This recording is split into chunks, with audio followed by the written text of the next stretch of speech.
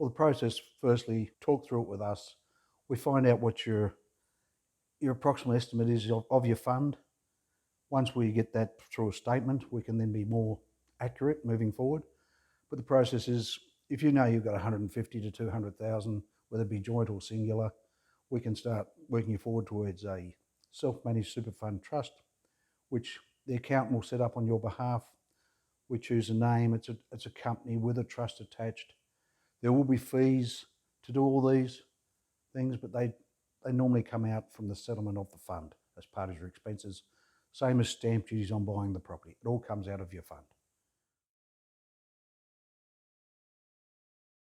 You may need to pay initial, probably a deposit or something to the accountant, but it will be refunded once the trust is set up. When I say you might need to pay something small, it wouldn't be more than $2,000. Well, your self-managed super fund has got to have an audit every year to be in line with the Australian Taxation Office.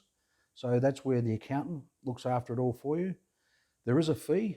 That fee is tax deductible, and that keeps everything legal and binding, and your fund is totally self-sufficient and has nothing to do with your own personal income tax returns, which is, as an individual, totally separate.